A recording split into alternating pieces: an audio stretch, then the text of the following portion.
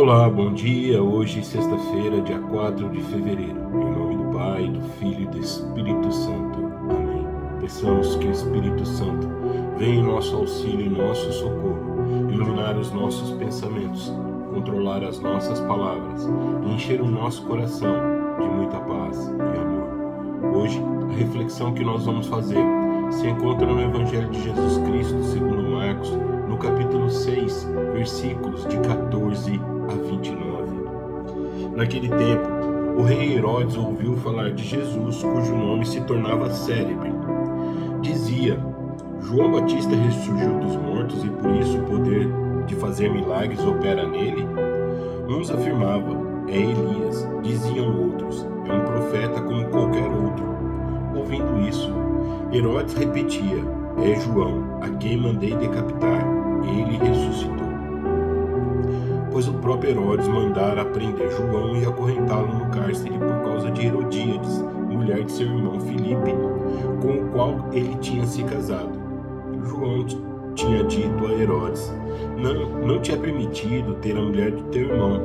Por isso, Herodíades o odiava e queria matá-lo, não o conseguindo, porém. Pois Herodes respeitava João, sabendo que era um homem justo e santo, protegia-o e quando ouvia, sentia-se embaraçado, mas, mesmo assim, de boa mente o ouvia. Chegou, porém, um dia favorável em que Herodes, por ocasião do seu natalício, deu um banquete aos grandes de sua corte, aos seus oficiais e aos principais da Galiléia. A filha de Herodíades apresentou-se e pôs-se a dançar com grande satisfação de Herodes e dos seus convivas. Disse o rei à moça: pede-me o que quiseres, e eu te darei.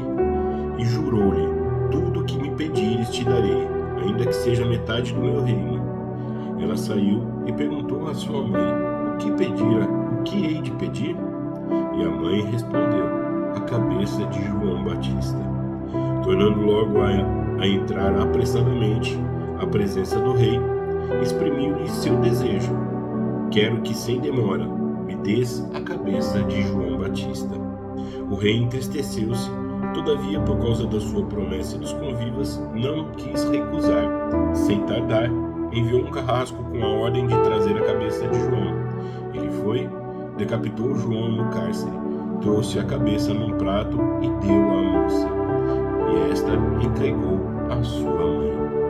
Ouvindo isso, os seus discípulos foram tomar o seu corpo e o depositaram num sepulcro.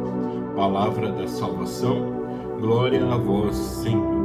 Hoje, mais uma vez, nós temos um extenso relato do Evangelho de Marcos, onde Marcos traz uma cena extremamente violenta e triste para a história daqueles homens em que estavam presentes nessa narração.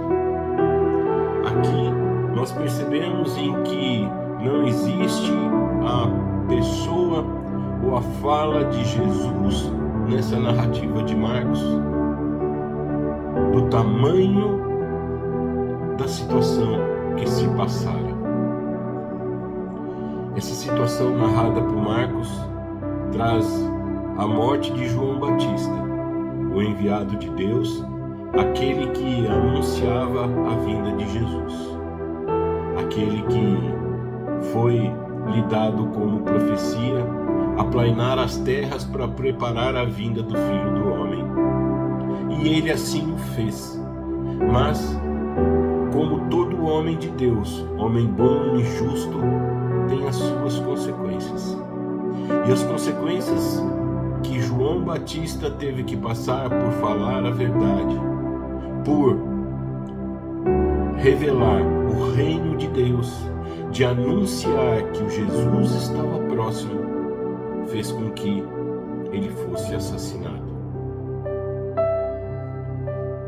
A reflexão que nós precisamos fazer: quantas e quantas pessoas ainda, por revelar a verdade, são muitas vezes excluídas, são odiadas, sofrem muitos tipos de perseguição, quantas e quantas pessoas, por falar a verdade, porque tem um compromisso com o próprio Jesus, são assassinadas através de palavras, são excluídas, são pessoas que não fazem parte do nosso dia a dia. Porque a verdade, quando ela é dita vindo de Deus, a verdade ela corta. A verdade ela introduz uma espada no coração daquele que tem o seu coração manchado pela mentira. João Batista, ele tinha uma grande missão, era anunciar que Jesus estava vindo, que ele era aquele que iria restabelecer toda a ordem. E ele assim o fez, sem medo e sem pensar duas vezes. Ele se entregou à verdade, e a verdade fez com que ele fosse preso, e a verdade fizesse com que arrancasse a sua cabeça.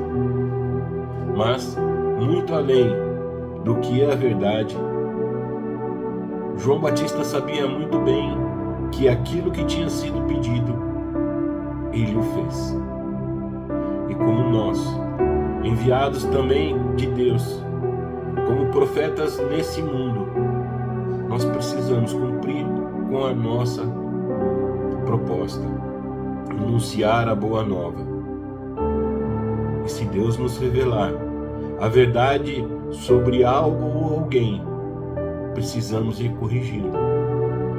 Se o Espírito Santo suscitar em nós a necessidade de que seja apontada a verdade, nos é necessário que tomemos posse dessa inspiração do Espírito Santo.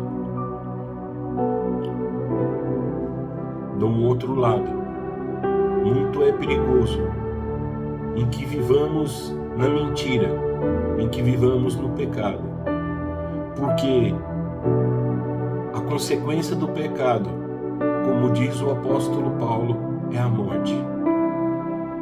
A mentira vai fazer com que a nossa consciência, o nosso coração se cobre em todos os momentos, em todas as horas. E por isso que Herodes, quando ouviu falar de Jesus, já estremeceu todo, porque a sua consciência lhe acusava. E ele próprio disse que João Batista ressuscitou. Era o medo, porque sabia muito bem do mal que ele tinha feito aquele homem de Deus.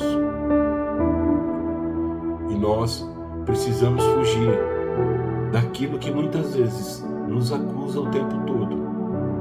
E quem nos acusa é o acusador, é aquele que faz com que nós não acreditemos na misericórdia de Deus. É aquele que faz com que a gente se distancie do sacramento da reconciliação. Porque ele, que é o pai do pecado, o pai da mentira, faz com que a todo momento nos sentimos acuados pelos pecados que cometemos. Mas esse Deus que é amor, esse Jesus que morreu na cruz para pagar todos os nossos pecados, e ele assim o fez porque já foi pago, ele não nos acusa. Ele espera a cada um de nós de braços abertos, com o seu coração aberto, chagado, mas que de lá saíram sangue e água para a remissão dos nossos pecados. Que Deus abençoe a todos. Que essa sexta-feira, dedicada ao Sagrado Coração de Jesus, seja o grande momento em que, se temos alguma coisa que nos acusa, que nós possamos entregar a esse Jesus que nos ama e que nos espera de braços abertos para derramar a sua misericórdia. Um grande e abençoado dia a todos. Até amanhã.